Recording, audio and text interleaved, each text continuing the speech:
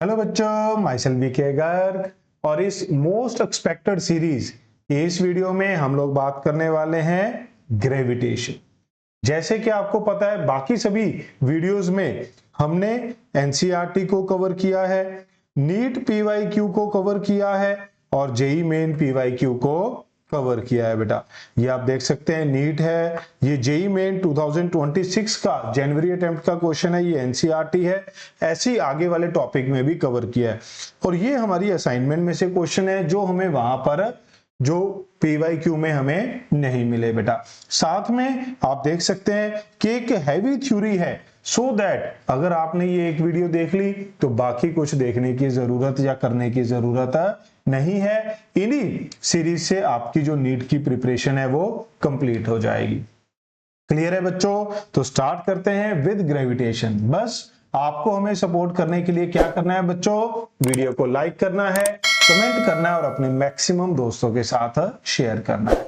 Late us start Newton's laws of gravitation. क्या कहता है बेटा Newton's law? Force between two point masses.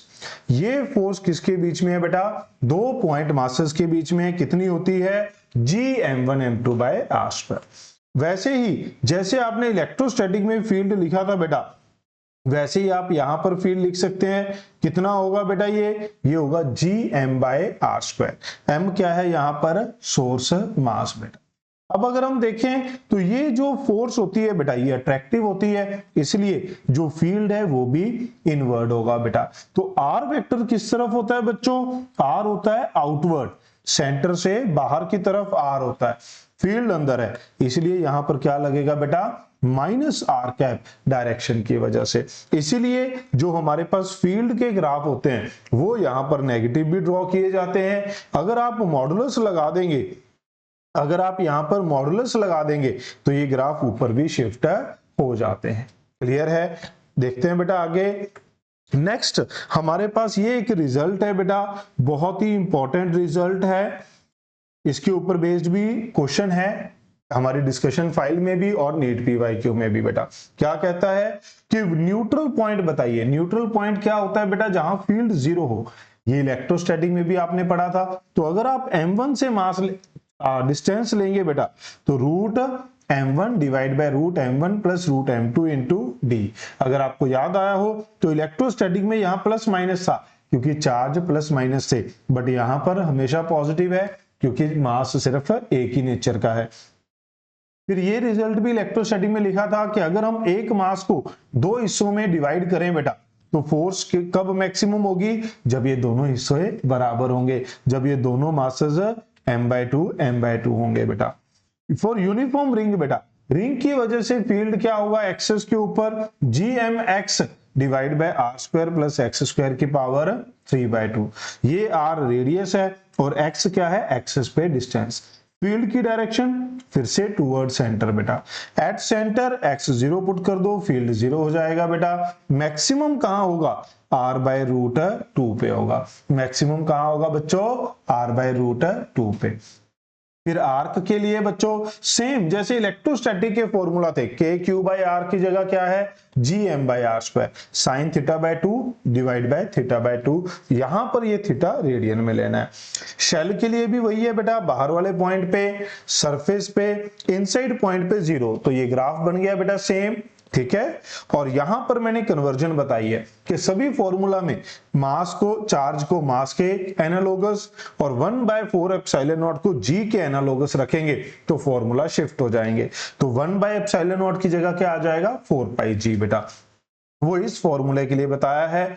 बाहर वाले पॉइंट के लिए स्फीयर में Gm बाई आर स्क्वायर बेटा, और अगर आप सरफेस पे देखेंगे तो कैपिटल आर स्क्वायर, और अगर इनसाइड पॉइंट पे देखेंगे तो Gm by R cube into R, या फिर वहां क्या था? Rho R by 3 epsilon naught, rho R by 3 epsilon naught. तो 1/एप्सिलॉन नॉट की जगह क्या आ जाएगा? 4πg बेटा। तो ये क्या बन जाएगा हमारे पास? कुछ इस तरीके का रिलेशन बन जाएगा, ठीक है। वेक्टर फॉर्म में है तो नीचे है बेटा, मॉडुलस लग गया, मैग्नीट्यूड पूछ लिया तो ये ऊपर चला जाएगा। अब जो एनसीईआरटी की लाइन हमने यहां पर उठाई है बच्चों, ये क्या कहती है? Although the gravitational force between two particle is central. Central force होती है बेटा ये, सेंट्रल फोर्स होती है बच्चों। But the force between any two finite rigid bodies, बेटा finite rigid body, point masses की बात नहीं कर रहा, एक बॉडी जिसका मास है, is not necessarily along the line joining the centre of mass. अगर दो फाइनाइट बॉडी की बीच में फोर्स देखेंगे ग्रेविटेशनल फोर्स, तो जरूरी नहीं है कि ये अलोंग सेंटर ऑफ मास को जो लाइन ज्वाइन कर रही है उसके अलोंग हो। तो ये लाइन हमारे पास काफी इंपॉर्टेंट है थ्योरेटिकल पॉइंट ऑफ व्यू से। क्लियर है? जब जो हमारे पास स्फेरिकल सिमेट्रिक बॉडी होती है बेटा, उसके लिए मास हम सेंटर पे मान सकते हैं, बाहर वाले पॉइंट पे बेटा। फिर बेटा दूसरा, gravitational force on a particle inside a spherical shell is zero. However, unlike a metallic shell, भाई शेल के अंदर फोर्स क्या होती है? जीरो होती है। बट ये वाला पॉइंट नहीं है जो मैं बताना चाह रहा हूं। But unlike a metallic shell which shield electric forces, shell does not shield other bodies outside it from the exerting gravitational force on the particle inside. Gravitational shielding is not possible. जो important point है वो क्या है बेटा? Gravitational shielding is not possible. इसका क्या मतलब है? कहता अगर ये हमारे पास एक शेल है, शेल के अंदर कोई चार्ज रखा गया है बेटा, जब कोई पॉइंट है बेटा, तो इस शेल पे ये फील्ड लाइंस खत्म नहीं होती हैं। ठीक है, ये इसको शील्डिंग प्रोवाइड नहीं करता। कहीं पे भी हमने प्रॉपर्टी में ये नहीं पढ़ा कि field lines originate and terminate on the mass, हमने कहीं पे भी ऐसा नहीं पढ़ा। तो ये फील्ड लाइन यहां खत्म नहीं होंगी, ये अंदर जा सकती हैं बेटा, ये फील्ड लाइंस अंदर जा सकती हैं, अंदर किसी भी पॉइंट पे इंटरेक्ट कर सकती हैं। ये शील्डिंग प्रॉपर्टी प्रोवाइड नहीं करता। तो व्हाट इज इंपॉर्टेंट कि मास शील्डिंग प्रॉपर्टी प्रोवाइड नहीं करता बेटा। ये वो क्वेश्चन आ गया बेटा, दो मासेस हैं 2x and 3x separated by r, keeping the distance fix, how much mass should be transferred so that gravitational force becomes maximum. ये कब मैक्सिमम होगी? जब ये दोनों मासेस बराबर होंगे। टोटल मास कितना है बेटा? 3x डिवाइड बाय 2, तो ये कितना आ गया? 5x bye 2, 2.5x। तो अब हमारे पास एक 2x था, एक हमारे पास 3x था। अगर दोनों को हमें 0.25 करना है तो मुझे कितना ट्रांसफर करना पड़ेगा? x बाय 2, ये भी 0.25 हो जाएगा, ये भी 0.25। तो मुझे सेंड कितना करना है, ट्रांसफर कितना करना पड़ेगा बेटा? तो वो आ जाएगा x बाय 2। दोनों मास को बराबर करना है बेटा। फोर्स मैक्सिमम कब होगी दोनों मासेस में? जब ये दोनों बराबर होंगे। टोटल मास इतना है, बराबर करने के लिए बराबर बराबर बांट देंगे, आधा आधा, तो 2.5 2.5, 2 और 3 था, आधा इधर चला गया, ये 2.5, ये भी 2.5 हो गया। तो अब ये फोर्स क्या हो जाएगी? मैक्सिमम। एनसीईआरटी की एग्जांपल बच्चों, 3 equal masses of m kg each are fixed on the vertices of equilateral triangle। क्या ये इलेक्ट्रोस्टैटिक में भी क्वेश्चन था बेटा? 3 equal charges are placed, what is the force acting on mass 2m placed at the centroid. अगर ये सिर्फ यही वाला पार्ट होता तो मैं इस एग्जांपल को यहां पर पिक नहीं करता, बट इसका सेकंड जो पार्ट है वो ज्यादा इंपॉर्टेंट है। पहले पार्ट में तो हमें पता है बेटा, due to all masses field zero है, तो फोर्स क्या हो जाएगी बेटा? जीरो। पहले पार्ट में because all masses are identical. दूसरा पार्ट इसका इंपॉर्टेंट है बच्चों, what is the force if the mass at vertex is double. अगर मैं इस मास को डबल कर दूं बेटा, इसको डबल कर दूं, तो ये कितना हो गया बेटा? अब 2m। अब इसको स्प्लिट करते होते हैं बेटा कि ये 2m है, तो m की वजह से तो क्या हो जाएगा बेटा? जीरो। इनकी वजह से तो क्या हो जाएगा? जीरो। तो बच कितना गया बेटा? सिर्फ और सिर्फ m बच गया। भाई यहां 2m था, यहां m, यहां m, सुपरपोजिशन, इसका m प्लस m कर लिया, m की वजह से तो जीरो है, बाकी कौन सा बच गया? m। इसकी वजह से सेंट्रोइड पे मास कितना था? 2m। तो फोर्स कितनी हो गई बेटा? ये फोर्स कितनी हो गई बच्चों? फोर्स हो गई G m 2m। डिस्टेंस कितना दिया है देखो, इसने ये डिस्टेंस दे रखा है बेटा 1 मीटर, तो ये आ जाएगा 1 का स्क्वायर। तो ये क्या बन जाता है बेटा? 2gm square. क्या बन जाता है? 2gm square. क्लियर है? किस तरफ आ जाएगा बेटा, इस तरफ, तो ये क्या है y, तो j कैप आ जाएगा अगर आप वेक्टर फॉर्म में लिखें। यही इसका आंसर दिया गया था। ओके, नेक्स्ट देखिए बेटा, अब इसी की एडवांस एप्लीकेशन जनवरी 2026 जेई मेन। ओके, क्या कहता है बच्चों, net gravitational force at the centre of a square is found to be F1 when four masses are placed at the four corner of the square as shown, F2 when position are interchanged। तो मान लो यहां हमने कोई test मास रख दिया m, force क्या होगी, इस m की वजह से इधर, इस 3m की वजह से इधर बेटा। तो नेट फोर्स अगर ये 1 है, ये 3 है बेटा, तो ये वाली 1 3 का रिजल्टेंट क्या होगा, 3 वाला कितनी फोर्स लगाएगा बेटा, m1 m2 divide by r। मैंने यहां सेंटर से डिस्टेंस कितना ले लिया बेटा, r। ये m वाला कितनी लगाएगा, gm m। यही तरीका होता है बेटा इसको करने का। पूरा अगर आप ध्यान नहीं देंगे इस तरीके से तो फिर फंस जाएंगे, पेपर में बहुत टाइम लग सकता है। ठीक है, ये मेरे पास F13 आ गई, 1 और 3 का रिजल्ट।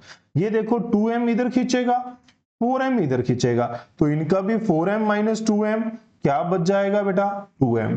तो ये क्या आ जाएगा, 2 and 4। तो 2 and 4 के बीच में भी गैप, ये तो सेम ही है बेटा, ये वाले तो सेम है। तो 3m माइनस m था, अब 4m माइनस 2m है, तो ये कितना हो जाएगा बेटा, ये भी आ गया 2gmm बाय r²। तो रिजल्टेंट कितना हो जाएगा बेटा, दोनों फोर्सेस बराबर है, एंगल 90 डिग्री है, तो रिजल्टेंट F1 कितना हो जाएगा, √2 टाइम्स 2gm बाय r²। अब तो आपने बहुत सारी वीडियोस देख ली होंगी बेटा, तो ये रिजल्टेंट पता है, ये दोनों बराबर हैं बेटा। तो f का स्क्वायर प्लस f का स्क्वायर cos 90 0, तो ये क्या आ जाता है, √2f। जब दो फोर्सेस बराबर हो बेटा 90 डिग्री पे, स्क्वायर है तो एंगल कितना होगा, स्क्वायर के डायगोनल में 90 डिग्री। समझे। अब नेक्स्ट केस में क्या कहता है, ये तो पहला केस आ गया बेटा, क्या ये बात समझ में आई यहां तक। दूसरा केस क्या कहता है, जब 3m और 4m इंटरचेंज कर दिए, यहां अब क्या हो गया 4m, यहां क्या हो गया 3m, तो अब बेटा यहां पर जो फोर्स होगी ये हो जाएगी 4m माइनस m के कोरस्पोंडिंग। तो ये F13 क्या ये हो जाएगी, ये वाली F13 डैश, ये हो गई gm बाय r²। डिफरेंस कितना है 3m का, तो ये आएगा 3gmm बाय r²। अब अगर आप देखो तो ये 2m है बेटा, तो यहां पर ये कितना होगा बच्चों, ये वाला कितना होगा, ये वाली फोर्स कितनी है 24 डैश बेटा, F24 डैश, तो ये कितना होगा gm बाय r²। ये हो गया 3m माइनस 2m, तो ये आ जाएगा बेटा gmm बाय r²। दोनों में एंगल कितना है बच्चों 90 डिग्री।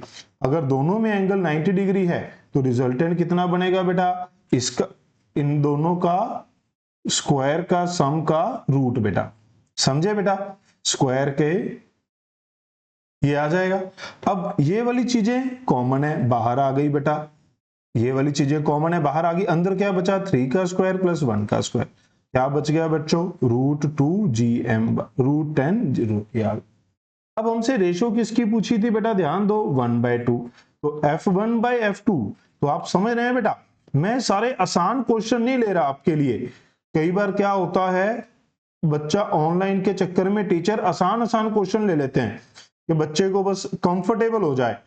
भाई पेपर में ऐसे क्वेश्चन भी आ सकते हैं, इसीलिए मैंने ये क्वेश्चन आपके लिए यहां पर रखे हैं बेटा। तो ऊपर क्या बच गया 2, नीचे √5, तो आंसर क्या बन जाएगा बेटा, यहां आंसर आ जाएगा 2, क्योंकि अल्फा बाय √5 है। बट आपको पता होना चाहिए कि इस तरीके का भी क्वेश्चन आ सकता है, और आपको पता है 4-5 क्वेश्चन तो इन जनरल एवरेज पेपर में ऐसे आते हैं बेटा। क्लियर है, ध्यान देंगे। तो हमने हर तरीके का पेपर रखा, क्वेश्चन रखा है जो एक्सपेक्टेड हो बेटा। क्वेश्चन तो बहुत सारे हैं, बट उन क्वेश्चन में से सिलेक्ट करके लेकर आना काफी डिफिकल्ट टास्क होता है, काफी टाइम टेकिंग टास्क होता है। इसीलिए आपको कहा जाता है बच्चों कि वीडियो को लाइक जरूर करना है। ये क्वेश्चन देखिए, 2 particles of equal masses m and moving in a circle of radius r under the action of their mutual attraction force, speed of each particle बेटा। टू पार्टिकल इक्वल मासेस हैं बेटा m m are moving in a circle of radius r under mutual gravitational attraction. बेटा circle radius r में घूम रहे हैं, अगर ये घूमेंगे नहीं तो बेटा अट्रैक्शन फोर्स ने एक दूसरे की तरफ खींच लेगी। तो ग्रेविटेशनल फोर्स यहां पर क्या प्रोवाइड करती है, सेंट्रीपिटल फोर्स प्रोवाइड करती है, जो सेंट्रीफ्यूगल फोर्स को बैलेंस करती है।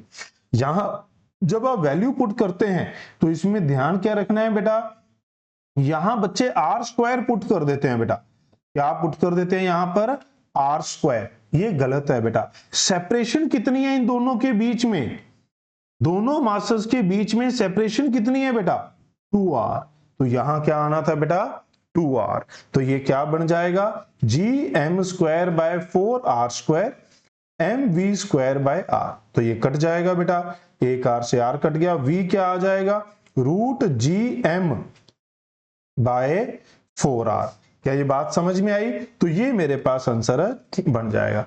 अब इसमें और क्या केस बनते हैं, आपसे ओमेगा पूछ सकता है कि एंगुलर वेलोसिटी क्या होगी, तो आपको v बाय r बोल देगा बेटा। और क्या केस बनता है, ये वाला डिस्टेंस इनके बीच का r दे देगा, तो बेटा यहां रेडियस क्या हो जाएगा, r बाय 2, यहां r स्क्वायर, यहां r बाय 2, फिर ये रेडियस आधा हो जाएगा। तो वो भी इसमें वेरिएशन बनती है। तो ये 3-4 वेरिएशन इसमें बनती हैं बेटा, जो क्वेश्चन में पूछी जा सकती हैं। फिर देखिए नीट में तो direct graph formula, direct graph ही पूछ लिया बेटा। फील्ड ऑफ अर्थ, अर्थ क्या है, सॉलिड स्फीयर, अर्थ क्या है बेटा, सॉलिड स्फीयर। तो सॉलिड स्फीयर का फील्ड का फॉर्मूला, अब आप देखिए ये दो, मैं ये क्यों लेकर आया हूं बेटा, ये क्वेश्चन क्यों पिक किया, इन दोनों को देखिए, समझ रहे हैं। यहां क्या है, वेक्टर है, वेक्टर है तो हमारे पास क्या लगेगा, नीचे नेगेटिव। यही आपको मैंने बताया था, अगर यहां वेक्टर है तो ये क्या आएगा, नेगेटिव। अगर मैं यहां मॉडुलस लगा देता, मॉडुलस लगा देता बेटा, तो ये ग्राफ क्या हो जाता, ये वाला। आपको मेरी बात समझनी होगी, पेपर में दोनों तरीके से क्वेश्चन पूछे जाते हैं बेटा। क्लियर है, आगे बढ़ते हैं। नेक्स्ट, इस चैप्टर का star topic acceleration due to gravity. ज्यादातर क्वेश्चन इस एक्सेलरेशन ड्यू टू ग्रेविटी के ही मिलते हैं बेटा।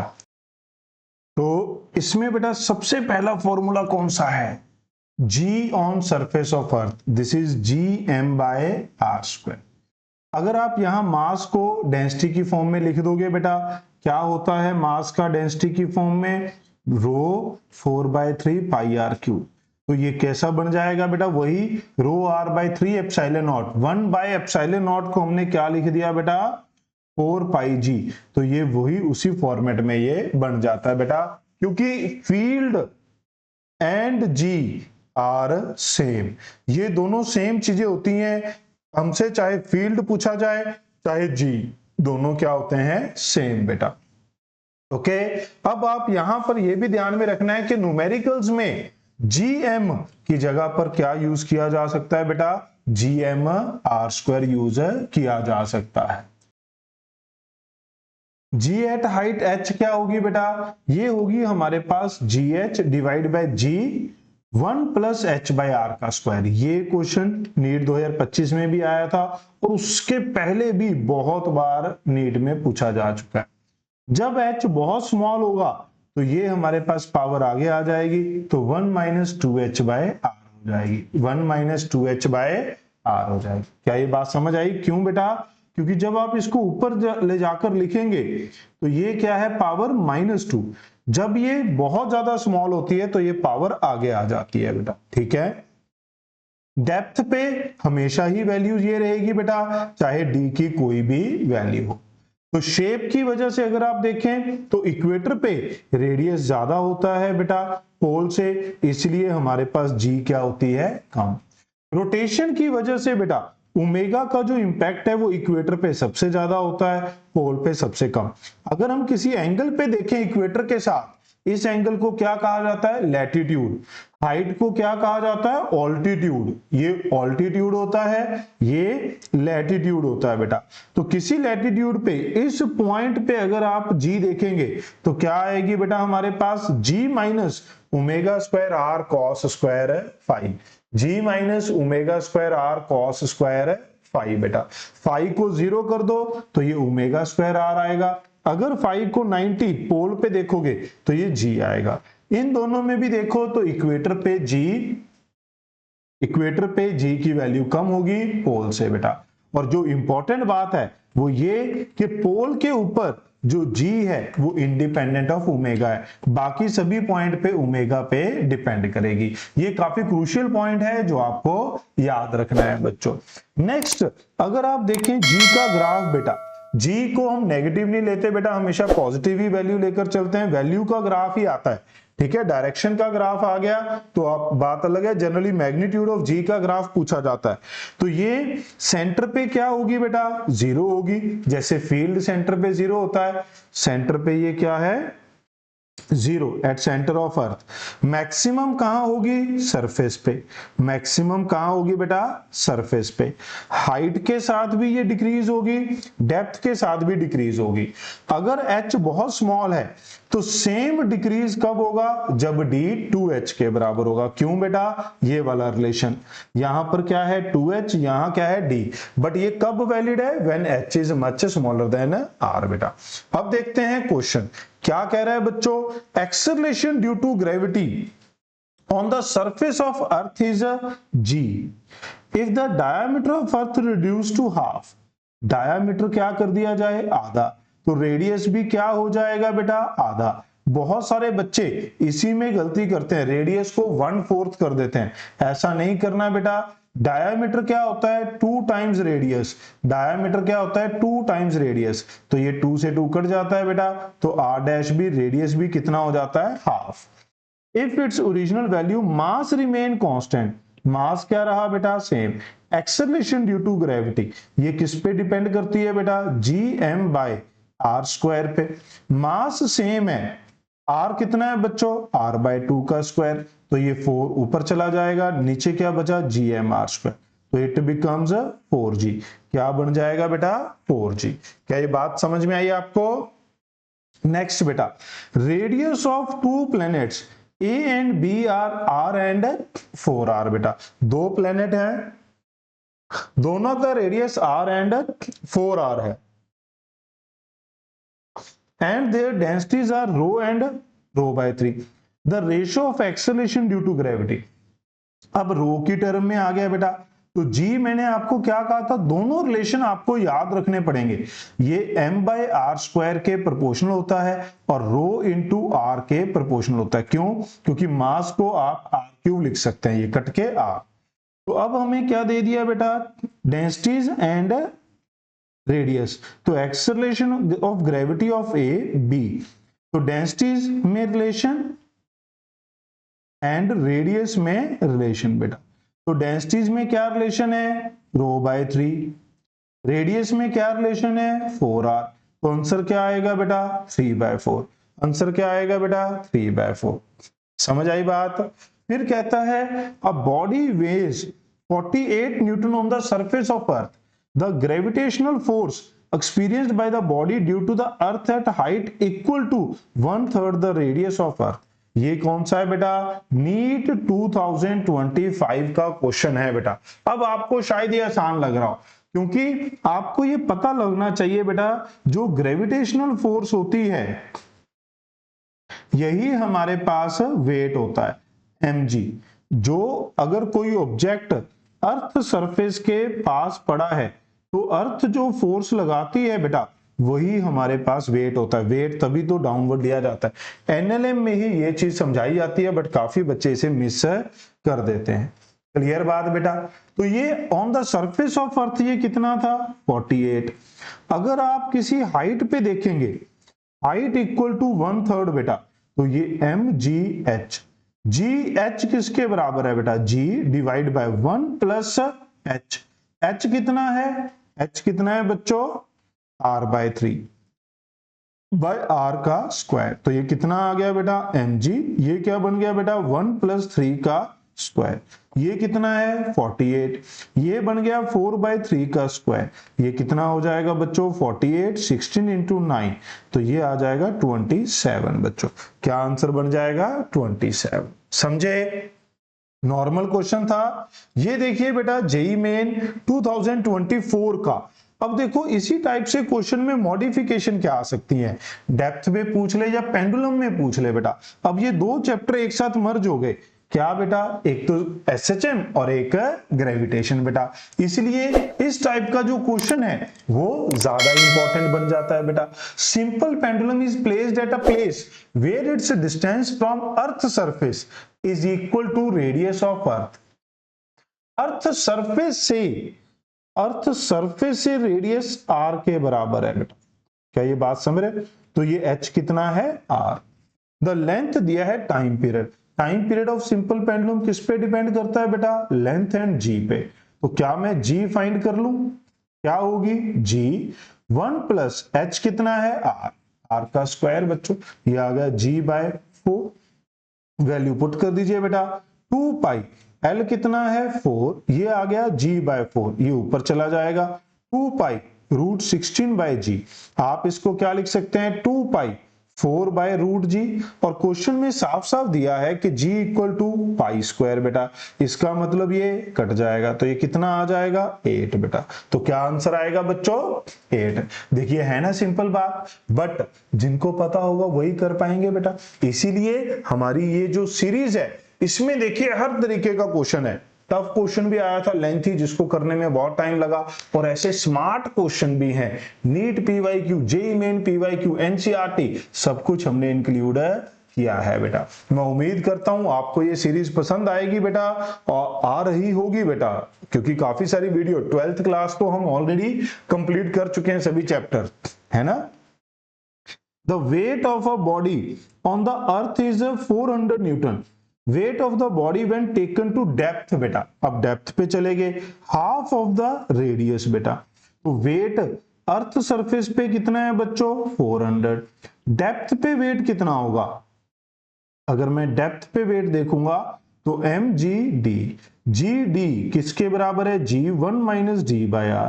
तो d कितना है, ये कितना है बेटा 400, d कितना है r/2, ये r बेटा, तो ये कितना आएगा 400, 1 - 1/2, तो ये कितना आएगा बेटा 200 न्यूटन। कितना आएगा बेटा 200 न्यूटन।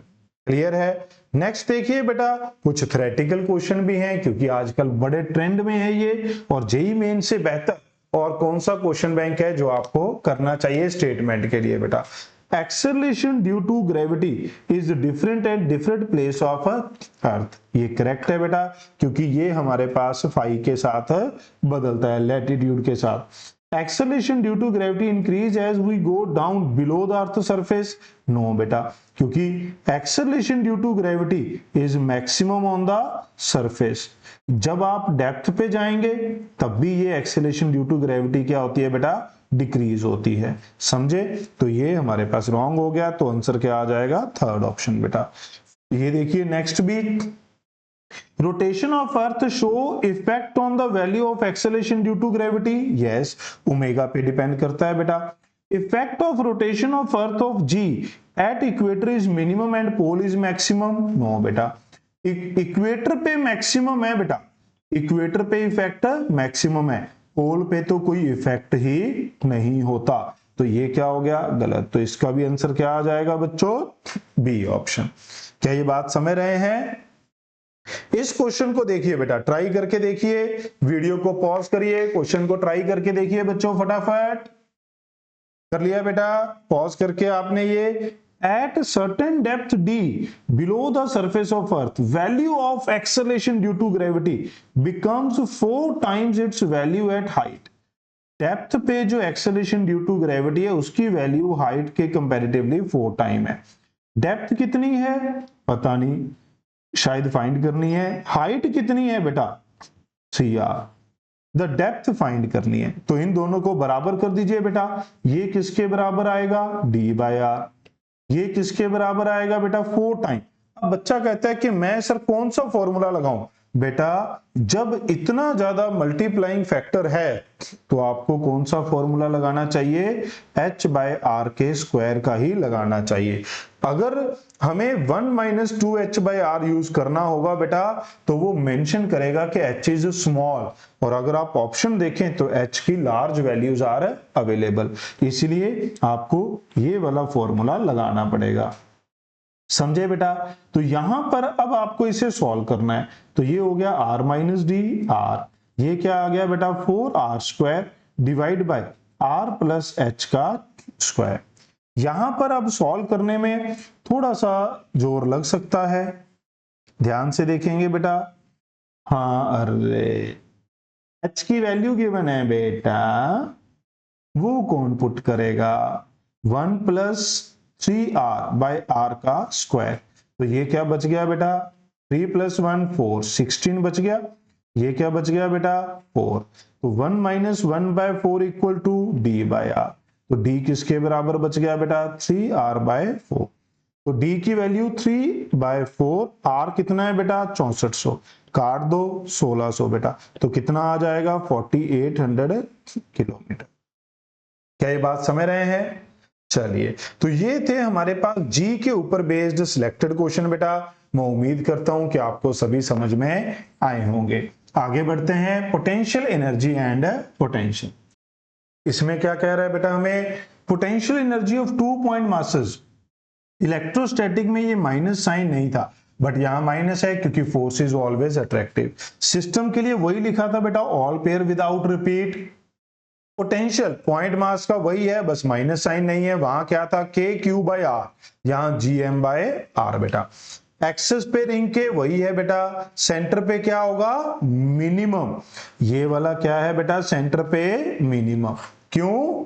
क्योंकि हमारे पास पोटेंशियल क्या है बच्चों नेगेटिव है, तो अगर आप इसे ड्रॉ करोगे एक्स के साथ तो ये नेगेटिव में जाएगा, ऐसे समझ रहे हैं, तो it is a minimum eight the centre बेटा। शेल के लिए भी वही, सब जगह आगे माइनस लग गया, बाकी सभी फॉर्मूला सेम है। अंदर पोटेंशियल क्या है बेटा कांस्टेंट है, तो पोटेंशियल का ग्राफ अगर आप ड्रॉ करोगे बच्चों तो वो कैसा होगा, ऐसा। ये तो नेगेटिव ही लेना है, इसमें तो पॉजिटिव वाला कोई सीन ही नहीं है। अगर इसमें ड्रॉ करोगे बेटा तो इसमें पोटेंशियल का ग्राफ क्या होगा बच्चों, ये ऐसे होगा और ये ऐसे होगा। याद आया आपको पोटेंशियल का ग्राफ बच्चों, ये इलेक्ट्रोस्टैटिक में हमने ड्रॉ किया था। ये सेंटर पे है, ये सरफेस पे है, तो सेंटर पे कितने टाइम्स होता है 3/2 टाइम्स सरफेस बेटा। क्लियर है? तो मेन हमें पोटेंशियल में सिर्फ किसकी जरूरत पड़ती है, किसकी जरूरत पड़ती है, आउट वाले की, सरफेस पे बेटा। अर्थ की वजह से पोटेंशियल एनर्जी क्या होगी, ये होगी mass into potential.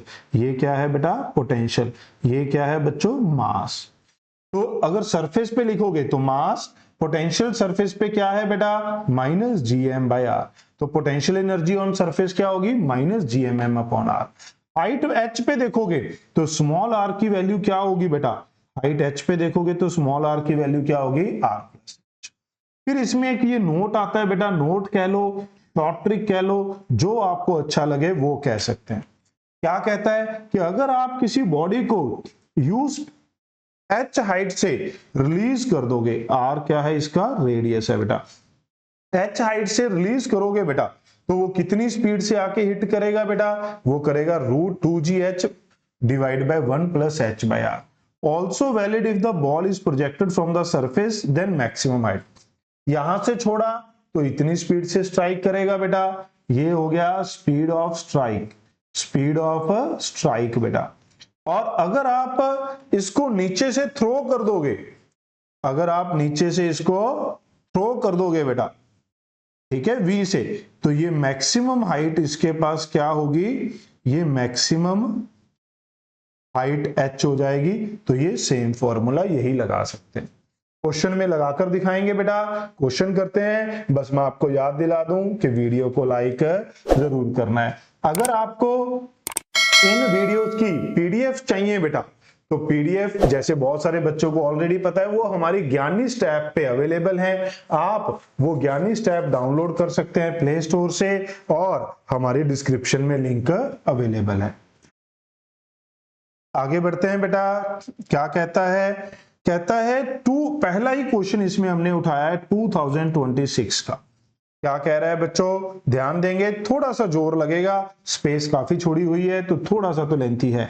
3 masses are placed on the vertices of equilateral triangle. अक्सर हम ये क्लास में करते हैं बट उसमें मासेस सेम लिए जाते हैं। हो सकता है नीट में ये क्वेश्चन आ जाए बट मासेस सेम हो। मेन बात है कि आपको ये लिखना आना चाहिए। अगर ये 3 मासेस हैं, इनिशियल लेंथ है L, तो पोटेंशियल एनर्जी ऑफ सिस्टम क्या होती है बेटा, all pair without repeat, all pair without repeat. पहले M1 M3 बेटा, फिर हमारे पास M1 M2 M1 M3, फिर M2 M3। अब अगर आप M2 का M1 लिखे हुए M2 का पेयर M1 के साथ बनाओगे तो ये रिपीट हो जाएगा बेटा, इसलिए ऑल पेयर विदाउट रिपीट आपको लिखने हैं। तो इसमें से क्या कॉमन आ जाएगा बेटा, G/L कॉमन आ जाएगा, M1 M2 M2 M1 M3 M2 M3, ये हम ऐसे लिख लेंगे बेटा। क्लियर है। अब ये पहले साइड इतनी थी, they are rearranged on the bigger side, the work done in the process बेटा। अब इनिशियल ये है, फाइनल क्या हो जाएगा यहां पर -G/L फाइनल लिख लो, ये इनिशियल लिख लो, बाकी तो ये सेम रहेगा बेटा। तो जब आप वर्क डन देखोगे बेटा, वर्क डन आएगा चेंज इन पोटेंशियल एनर्जी, ठीक है, तो ये आएगा फाइनल माइनस इनिशियल। ये एक्सटर्नल वर्क डन होता है, वर्क डन बाय फील्ड होता है बेटा minus delta U, work done by field होता है माइनस डेल्टा यू। जब आप ऐसा करेंगे बेटा तो ये मासेस तो बराबर बाहर आ जाएंगे, ये मासेस तो बाहर आ जाएंगे बेटा बराबर, जी भी बाहर आ जाएगा, अंदर क्या बचेगा 1/LF माइनस 1/LI।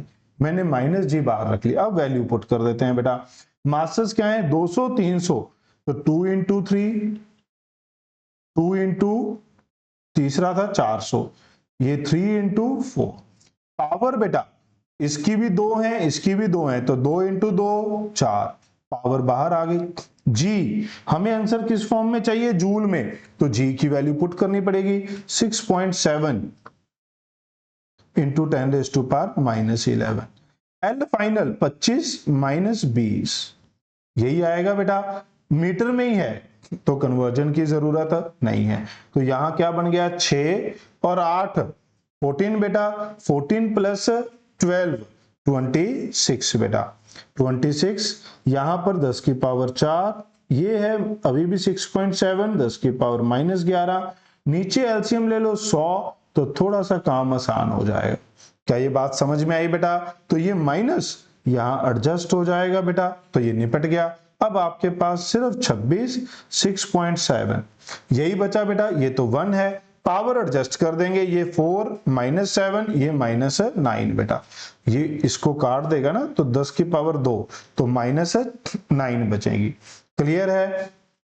अब आपको इसको मल्टीप्लाई करना है बेटा, अप्रोक्सीमेट आंसर में जाना है, हमें अप्रोक्सीमेट आंसर में जाना है, तो आप इसको मल्टीप्लाई कर सकते हैं। -7 है -6 है, तो ये हमारे पास क्या हो जाएगा 2.6 × 0.67 10⁻⁻7, एक डेसिमल यहां एक यहां, तो 0.7 से मल्टीप्लाई कर लो बेटा, तो ये हमारे पास अप्रोक्सीमेटली 1.7 × -7 जूल बन जाता है।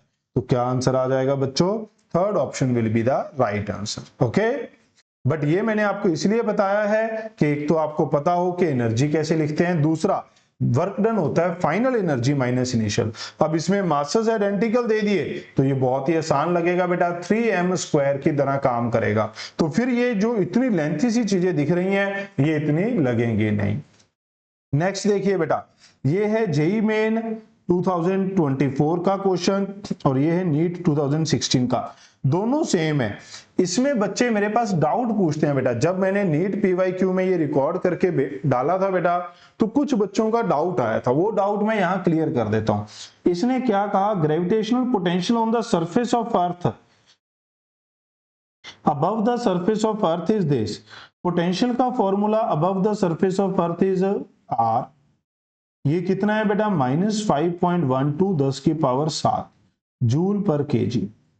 एक्सेलरेशन ड्यू टू ग्रेविटी, चाहे तो एक्सेलरेशन ड्यू टू ग्रेविटी लिखो चाहे फील्ड बेटा, वो क्या होगी gm/r²। एट दैट पॉइंट, उस पॉइंट पे पूछा गया, ये कितनी है बेटा 6.4। ये बात समझ रहे हैं। अब हमने क्या निकालनी थी बेटा हाइट, तो हमने इन दोनों को क्या कर दिया डिवाइड कर दिया। अब बच्चों का डाउट क्या आता है, जब आप इन दोनों को डिवाइड करोगे ये कट जाएगा बेटा, ये भी इससे कट गया तो r ऊपर आ जाएगा, माइनस बचा हुआ है, यहां आएगा 5.12। वो मैं अभी बताता हूं कि बच्चों का डाउट क्या आता है बेटा। बच्चों का डाउट यहां पर ये आता है कि सर हम सीधा ही इसको सॉल्व कर लेते, हमें g की वैल्यू पता है, m की वैल्यू पता है, तो यहां से r आ जाता बेटा, या फिर हम इसको सीधा सॉल्व कर लेते, g की वैल्यू पता है, m की वैल्यू पता है, तो हम यहां से r निकाल लेते बेटा। मास ऑफ अर्थ पता होती है हमें, है ना, लिखते हैं हम बुक्स में। तो बेटा वो करने से इसका आंसर शायद मैच ना करे, इस केस में तो नहीं करता है। तो आपको जब इस तरीके से क्वेश्चन दिया गया है तो क्वेश्चन की फीलिंग को समझते हैं कि हम इनकी वैल्यू पुट नहीं करेंगे, काट देंगे और ये हमारे पास आंसर बन जाएगा बेटा। क्या ये बात समझ में आई?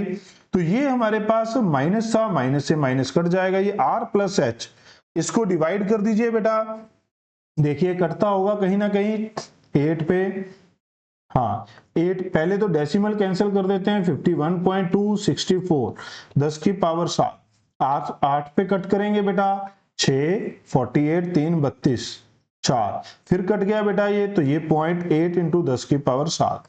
रेडियस कितना दिया है 6400 किलोमीटर, ये मीटर है, किलोमीटर में कन्वर्ट करेंगे तो 8000 किलोमीटर आ जाएगा पावर।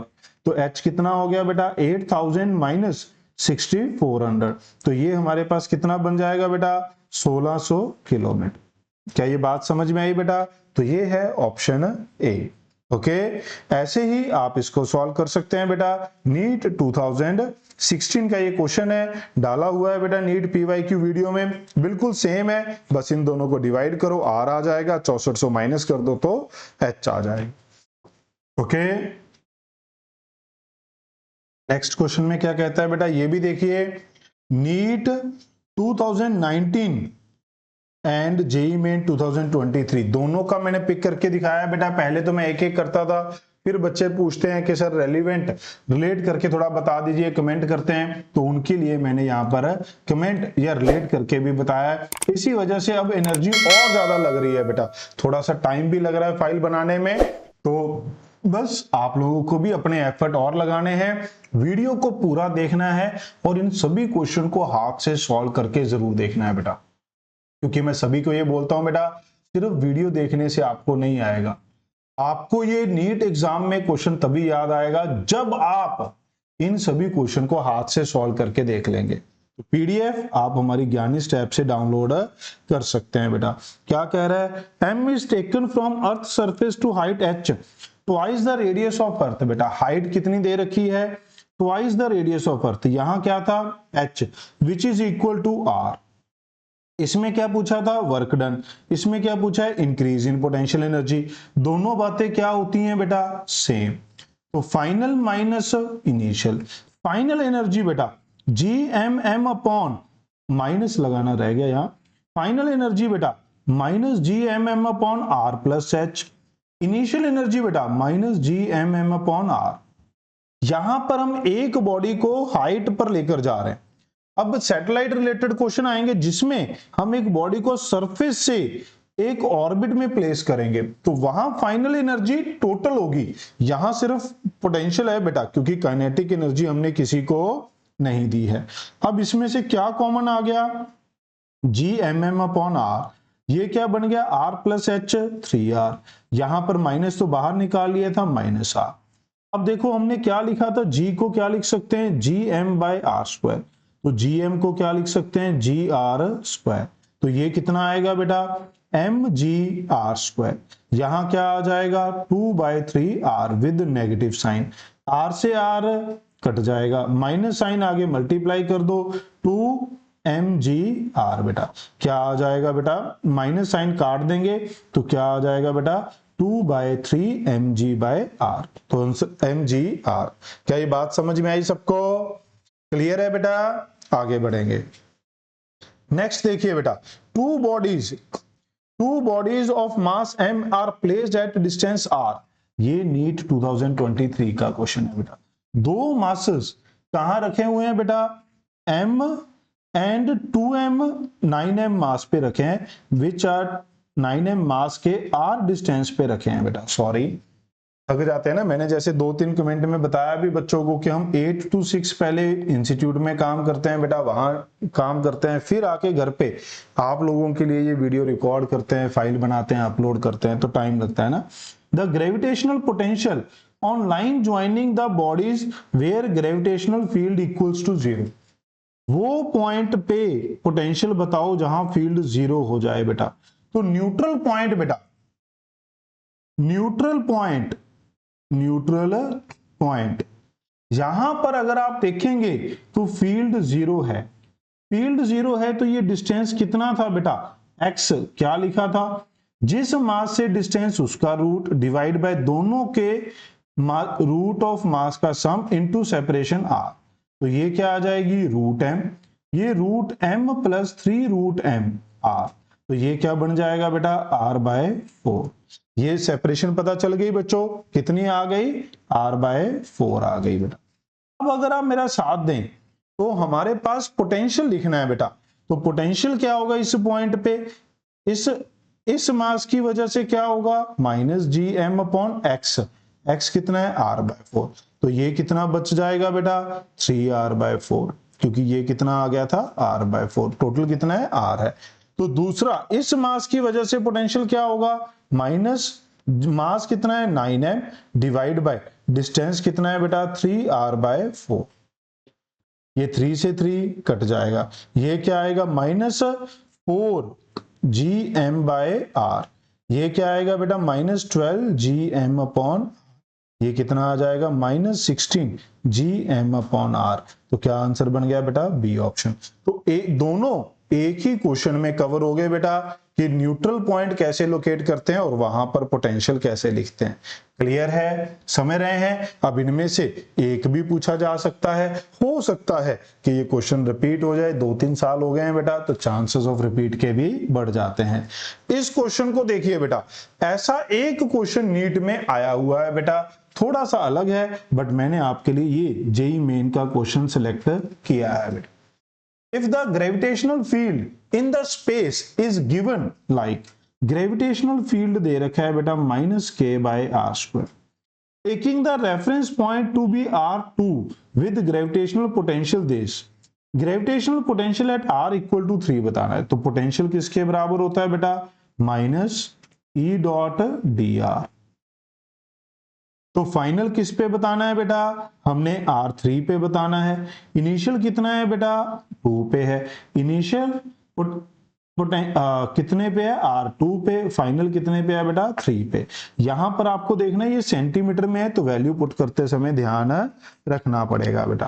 क्लियर है? और यहां पर अगर आप देखेंगे तो k की यूनिट सेंटीमीटर में है, तो कोई दिक्कत को नहीं बेटा, ये कट जाएगा। तो e की वैल्यू रख दो बेटा k/r²dr। ये पता चल गया, माइनस माइनस यहां कट जाएगा, तो यहां पर हमारे पास क्या आ जाएगा बेटा, लिमिट बाद में पुट कर लेंगे, k/r²dr। इंटीग्रेशन k बाहर है, r की पावर -2 + 1 क्योंकि इनवर्स में है ना बेटा, तो ऊपर जाके माइनस हो जाती है, तो इंटीग्रेशन करेंगे तो एक पावर प्लस हो जाती है बेटा। तो ये हमारे पास क्या बन गया, देखो ये नीचे बच गया माइनस, ये ऊपर चला जाएगा और ये ऊपर बच गया r। ठीक है बेटा, तो 2 to 3, तो लिमिट पुट कर दीजिए बेटा -1/3 -1/2। तो क्या बन जाएगा बेटा ये k, ये बन गया 6, ये -2 + 3, तो ये आ गया बेटा k/6 आ गया। कितना आ गया बेटा ये k/6। अब देखिए v3 माइनस v2 कितना आ गया k/6, और इसने देखो क्या दे रखा है 6 दे रखा है, तो ये कितना आ गया 1। अब v2 कितना दिया हुआ था बेटा 2 पे 10, तो v3 कितना आ गया बेटा 11। v3 कितना आ जाएगा बेटा 11। क्या ये बात समझ में आई सबको? क्लियर है? तो यहां याद रखना है बेटा, यूनिट का कंसीडरेशन जरूर करना है। इसने ये क्यों सेंटीमीटर में दिया है, क्योंकि यहां ये किस में आया था देखो 1/सेंटीमीटर में। ओके, आगे बढ़ते हैं। ये हमारे पास सेकंड मोस्ट इंपॉर्टेंट चैप्टर है इस टॉपिक है इस चैप्टर का बेटा। पहला था एक्सेलरेशन ड्यू टू ग्रेविटी, दूसरा है एस्केप स्पीड बेटा। एस्केप स्पीड एक ही फॉर्मूला है √2gm/r। gm/r को आप gr लिख सकते हैं, वैल्यू होती है 11.2 किलोमीटर पर सेकेंड। मैं कई बार कंफ्यूज करने के लिए पर आर दे देता हूं, तो पर सेकेंड बेटा। ये independent of mass of object to be thrown है, जिस मास को फेंक रहे हैं उसके मास पे डिपेंड नहीं करता। Independent of direction of projection है बेटा, जिस डायरेक्शन में फेंकोगे कितने एंगल पे फेंकोगे उस पे फर्क नहीं पड़ता, सबके लिए एस्केप स्पीड क्या होगी सेम। अब यहां पर अगर आप m की वैल्यू डेंसिटी इनटू वॉल्यूम की फॉर्म में पुट कर दो बेटा, तो ये आ जाएगा ρr² बेटा। क्या आ जाएगा बच्चों ρr²। Escape velocity h height पे अगर आप देखेंगे बेटा, तो h हाइट पे क्या होगा, यहां पर r की जगह क्या हो जाएगा r+h हो जाएगा। इस r+h को हम स्मॉल r भी लिख लेते हैं बेटा।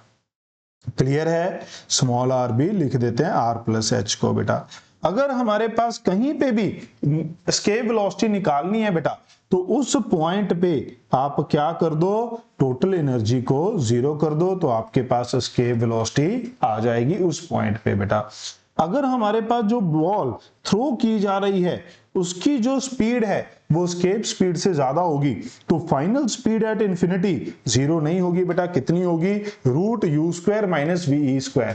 u कितना है बेटा nve, तो ये क्या आ जाएगा √n² माइनस 1 टाइम्स ve बेटा, n ग्रेटर देन 1 बेटा। अगर ये इससे छोटा होगा तो हम ये वाला फॉर्मूला लगाएंगे जो पहले लिखा था बेटा, और इससे हमें क्या मिल जाएगी मैक्सिमम हाइट। क्वेश्चन करते हैं बेटा। तो पहला ही क्वेश्चन किसका उठाया है, नीट 2024 का बेटा। देखिए क्या कहता है, कहता है escape velocity of for earth is v, planet having 9 times mass of earth and radius 16 times. तो अर्थ पे क्या है gm √2gm/r। प्लेनेट पे ये क्या होगा बेटा, मास कितने टाइम्स है 9 टाइम्स, और रेडियस कितने टाइम्स है बेटा 16 टाइम्स। तो क्या बाहर आ जाएगा, 9 का 3, रेडियस का 16 का 4, अंदर बच गया 2gm/r। तो ये क्या आएगा बेटा 3/4 टाइम्स v आएगा। क्या आएगा 3/4 टाइम्स v बेटा। समझे? नेक्स्ट बेटा क्या कहता है, escape velocity of a body on earth surface is this बेटा। अर्थ सरफेस पे एस्केप वेलोसिटी वही स्टैंडर्ड दिया हुआ है बेटा। If the same body is projected upward with velocity, यानी कि इनिशियल स्पीड कितनी दे दी बेटा 2 टाइम्स एस्केप वेलोसिटी दे दी बेटा, 2 times escape velocity. Velocity at infinite distance बेटा, ये भी नीट का क्वेश्चन है। इनफाइनाइट डिस्टेंस पे वेलोसिटी क्या थी, u² माइनस ve²। कितना हो गया 4ve² माइनस ve²। क्या आ जाएगा बेटा √3ve। तो कितना हो गया 11.2 √3 किलोमीटर पर सेकेंड बेटा। समझ रहे हैं? ये क्वेश्चन नीट के इसलिए उठाए क्योंकि जेईई मेन में भी सेम है, सेम, बस यहां पर कभी √2 टाइम कर देगा, कभी √3 टाइम कर देगा, कभी 3 टाइम कर देगा बेटा। क्लियर है? नेक्स्ट क्वेश्चन देखिए बेटा क्या कह रहा है, बढ़िया क्वेश्चन है। To project a body of mass m from earth surface to infinity, the required kinetic energy क्या होनी चाहिए। मैंने क्या कहा आपको कि अगर हमें इंफिनिटी पे भेजना है तो एस्केप स्पीड की कंडीशन में आप इन दोनों का सम क्या कर दो बेटा 0। और मैं दो तरीके से आपको ये क्वेश्चन बताने वाला हूं बेटा। एस्केप स्पीड कंडीशन, हम चाहते हैं कि ये सिर्फ अर्थ से बाहर चला जाए, तो काइनेटिक एनर्जी किसके बराबर आ गई माइनस ऑफ u। u कितना होता है अर्थ सरफेस पे -gmm/r। GM/R की वैल्यू क्या होती है बेटा, GR, तो ये क्या आ जाएगा, mgr। तो पहला तो ये तरीका हो गया। दूसरा तरीका बेटा, ये जो एस्केप के लिए काइनेटिक एनर्जी चाहिए ये होगी half m escape velocity, half m। Escape velocity क्या है, √2gr भी लिख सकते हैं बेटा, तो ये कट गया, तो ये हमारे पास क्या बचेगा, 2gr, 2 से 2 कट गया बेटा, mgr। तो क्या आंसर बन जाएगा, बी ऑप्शन। क्लियर है बच्चों, तो दोनों मेथड से आप इसे कर सकते हैं। आगे बढ़ते हैं बेटा, थ्योरेटिकल क्वेश्चन जबरदस्त। For a planet if the ratio of mass of the planet to its radius increase, escape velocity किस पे डिपेंड करती है बेटा, √2gm/r पे। अगर ये इंक्रीज हो गया तो ये भी इंक्रीज हो जाएगी, करेक्ट हो गया बेटा।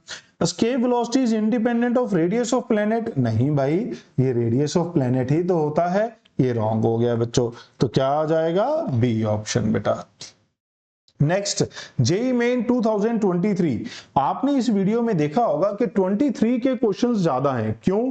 क्योंकि जेई मेन के 2023 में ग्रेविटेशन के क्वेश्चन एक्सेप्शनली हाई आए थे, उसमें 40 क्वेश्चन आए थे बेटा, और बाकी कभी 23 आते हैं, कभी 12 आते हैं, 25 में 12, 24 में 23 में ये 40 क्वेश्चंस के अराउंड आए थे बेटा। Escape velocity at a planet are in the ratio of their radii are, radii की रेशियो गिवन है, ratio of acceleration due to gravity, तो बेटा v किसके बराबर है, √2gr। तो VA/VB किसके बराबर आ जाएगा, √GA/RA, GB/RB बेटा। रेशियो ऑफ एस्केप वेलोसिटी कितनी है बेटा, 1/2। G की वैल्यू हमें निकालनी है, R की वैल्यू हमें बेटा 1/3 गिवन है, स्क्वायर कर दो 1/4, 3 को इधर मल्टीप्लाई कर दो बेटा, तो GA/GB, तो क्या बच जाएगा बेटा, 3/4। अगर आप ध्यान से देखें तो उसने 4/3 भी दे रखा है, जो आपको कंफ्यूज कर सकता है। नेक्स्ट क्वेश्चन बेटा, ध्यान से देखिए, ये जबरदस्त क्वेश्चन है 2026 का बेटा। क्या आप इसे खुद से सॉल्व करेंगे? करिए जरा फटाफट, वीडियो को पॉज करिए, खुद से सॉल्व करिए क्वेश्चन बच्चों। चलिए, मैं उम्मीद करता हूं आपने कर लिया बेटा। Escape speed for a spherical planet is this, escape velocity, जब वही बात है एस्केप वेलोसिटी बेटा, from another planet whose density and radius. Density पे ये कैसे डिपेंड करती है बेटा, हमने क्या लिखा था, it is proportional to ρr²। क्या ये बात समझ रहे हैं? Whose density and radius are 10% those of planet A. Radius density कितनी है बेटा, density of planet 10% of rho, यानी कि 0.1 रो।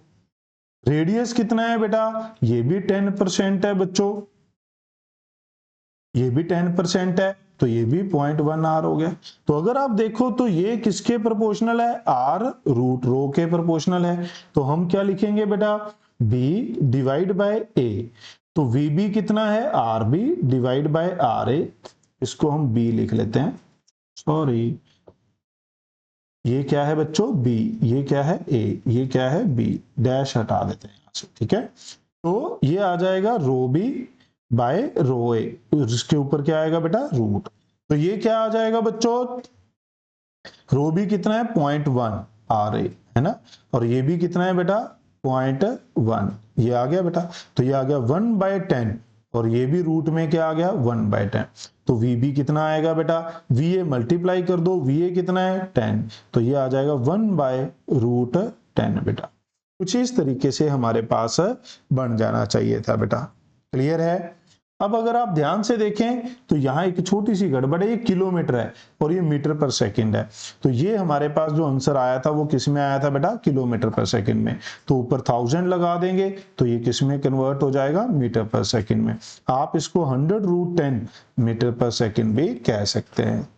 ओके, समझे बच्चों? बढ़िया क्वेश्चन था ना। यहां पर देखना है आर 10% ऑफ दोज, बच्चा क्या करता है जनरली 10% कम कर देता है, बट ये दोनों 10% ही है बेटा। नेक्स्ट आता है बच्चों satellite motion, second last topic of this video satellite motion बेटा। इसके बाद क्या बचेंगे केपलर्स लॉ। सैटेलाइट मोशन में मेनली 3 पॉइंट है, एक है orbital velocity root G M by R, height h पे अगर सैटेलाइट हो, जो ये होता है बेटा अर्थ, ये ऑर्बिटल रेडियस होता है सैटेलाइट का, ये अर्थ का रेडियस, और ये हाइट होती है सैटेलाइट की। तो स्मॉल r को क्या लिखा जा सकता है बच्चों, r प्लस h लिखा जा सकता है, इसीलिए यहां पर r की जगह क्या आ गया, r plus h। Escape speed कितनी होती है, √2 टाइम्स ऑर्बिटल स्पीड बेटा। ये भी independent of mass of satellite है बेटा, सैटेलाइट के मास पे डिपेंड नहीं करती। For satellite very close to earth surface बेटा, तो h नियरली 0, तो यहां पर ये r के बराबर हो जाएगा, ये भी √2 टाइम्स ऑफ एस्केप, और एस्केप वेलोसिटी यहां पर भी √2 टाइम्स ही होती है। तो इंक्रीज इन स्पीड क्या होगा टू एस्केप द सैटेलाइट, भाई एस्केप स्पीड √2 टाइम्स ज्यादा है, तो आपको कितनी परसेंट बढ़ानी पड़ेगी, 41%, या चेंज कितना करना पड़ेगा, √2 - 1 इंटू वी नॉट बेटा। काइनेटिक एनर्जी कितनी करनी पड़ेगी, एस्केप स्पीड √2 है, तो काइनेटिक एनर्जी क्या हो जाएगी, डबल, क्योंकि इसका स्क्वायर करोगे ना, अगर काइनेटिक एनर्जी डबल हो गई तो परसेंटेज इंक्रीज कितना हो जाएगा, 100। अगर कोई सैटेलाइट घूम रहा है बेटा प्लेनेट के अबाउट, तो उसकी जो काइनेटिक एनर्जी है ½ mv², पोटेंशियल एनर्जी बेटा और टोटल एनर्जी, इनमें रिलेशन वही होता है जो एटम के अंदर इलेक्ट्रॉन घूमते हुए एनर्जी का रखता है बेटा, ठीक है, जो इलेक्ट्रॉन घूम रहा है उसकी एनर्जी का जो रिलेशन है वही। काइनेटिक एनर्जी टोटल एनर्जी के मॉडुलस के बराबर है, पोटेंशियल एनर्जी इसके डबल के बराबर। फिर जो सबसे ज्यादा इंपॉर्टेंट है इसमें फॉर्मूला, वो है time period. Time period is proportional to mass of the planet है यहां पर ये, और ये क्या है, r3, radius of the orbit का क्यूब बेटा, t² is proportional to r3। यहां पर एक SIP है, इंपॉर्टेंट रिजल्ट है बच्चों, क्या है कि अगर हमारे पास फोर्स r² के इनवर्सली प्रोपोर्शनल ना हो, एक जर्नल दे दे r⁻n के प्रोपोर्शनल, तो t² क्या हो जाएगा बेटा, r⁻⁻1/n के प्रोपोर्शनल हो जाएगा। फिर हमारे पास सन के अबाउट अगर कोई प्लेनेट घूमता है बेटा, तो उसका भी हम टाइम पीरियड यही ले सकते हैं। अगर हमें एलिप्टिकल दे दिया तब यहां पर वो हम देखेंगे केपलर लॉ में, तो सेमी मेजर एक्सिस की लेंथ आ जाती है। क्वेश्चन देखते हैं बेटा फटाफट से। मैं फिर से आपको बता दूं बेटा कि इन क्वेश्चन को तभी आपके लिए यूजफुल होंगे बेटा नीट एग्जाम में, अगर आप हर एक क्वेश्चन खुद से सॉल्व करके देखेंगे। तो आप हमारी PDF डाउनलोड कर सकते हैं ज्ञानिस्ट ऐप से बेटा, जो प्ले स्टोर पे मिलेगी, या फिर जिसका लिंक डिस्क्रिप्शन में है बेटा। 2 satellites A and B go around a planet in the circular orbit having radius this बेटा, speed of A is this, speed of B बतानी है बेटा।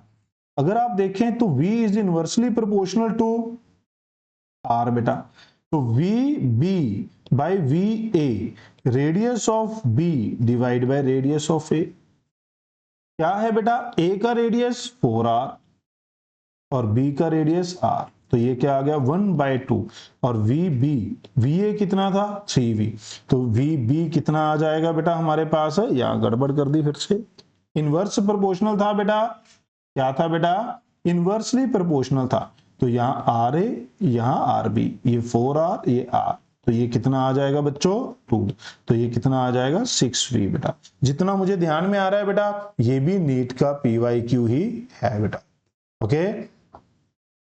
नेक्स्ट बेटा आगे बढ़ते हैं। नेक्स्ट बेटा spaceship of mass this is launched into a circular orbit close to Earth's surface. Additional velocity to be imparted to the spaceship in the orbit to overcome the gravitational pull. To overcome the gravitational pull मतलब यानी कि escape out बेटा, escape out करना है तो additional velocity मैंने अभी आपको बताया कितनी होगी बेटा, √2 - 1 टाइम ऑर्बिटल स्पीड बेटा। अब अगर आप देखें तो ऑर्बिटल स्पीड क्या है यहां, वो है √gm/r, क्योंकि इसने क्या कहा है बेटा, क्लोज टू अर्थ सरफेस। अब हमें इसकी वैल्यू तो पता है कि ये वैल्यू हमारे पास होती है बेटा 11.2 किलोमीटर पर सेकेंड।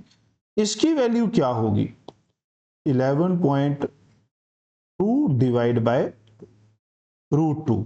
जब आप इसको कैलकुलेटर से करते हैं बेटा तो ये 7.9 के आसपास आता है। कितना आता है बेटा? ये 7.9 के आसपास आता है। To be very specific it is 7.919 यानी कि 7.92। तो ज्यादातर क्वेश्चन में हम इसको ही आंसर मार्क करते हैं, ठीक है। बट यहां पर चक्कर क्या है, इसने जी की वैल्यू दे दी बेटा। जी की वैल्यू जब 10 ले लेंगे तो ये थोड़ा सा बढ़ जाएगा। तो सॉल्व करके देखेंगे बेटा। कैसे सॉल्व करके देखेंगे इसको? तो हमें इन जनरल ये होता है बेटा, इन जनरल ये ट्रिक यहां पर फंस सकती हैं चीजें, इसलिए मैं इसको ऐसे करके दिखा रहा हूं बेटा। यहां पर अगर आप देखें तो इसको जी आर लिख लिया जाता है। तो √2 - 1, जी की वैल्यू 10, ये 6400 किलोमीटर है बेटा। तो अगर आप ध्यान से देखेंगे तो ये कितना बाहर आएगा बेटा? ये आएगा 8000, यानी कि ये कितना होगा? √2 - 1 × 8 किलोमीटर पर सेकेंड बेटा। समझे?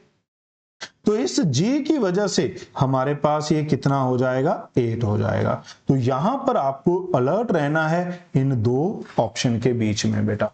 इन जर्नल हम ये लेकर चलते हैं, बट यहां पर इस क्वेश्चन में 8 है, इसी वजह से हम इस क्वेश्चन को यहां पर लेकर आए हैं। ठीक है, क्लियर है बेटा? उम्मीद करता हूं कि आपको ये सिलेक्शन पसंद आई होगी क्वेश्चन की। 2 satellite A and B moves around the earth in same orbit. Mass of A is twice of B. Same orbit है बेटा। Quantity which is same for 2 satellite. बेटा देखो, जो एनर्जी है वो सारी एनर्जी किस पे डिपेंड करती है बेटा?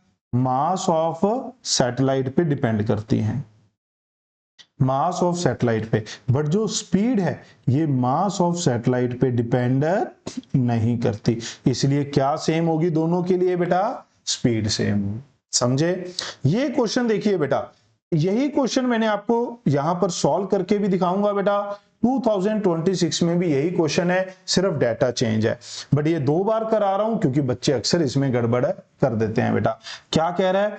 400 kg satellite in a circular orbit of radius 2r। जब एक सैटेलाइट किसी ऑर्बिट में है तो उसकी मैकेनिकल एनर्जी टोटल क्या होती है बेटा? 2 × r।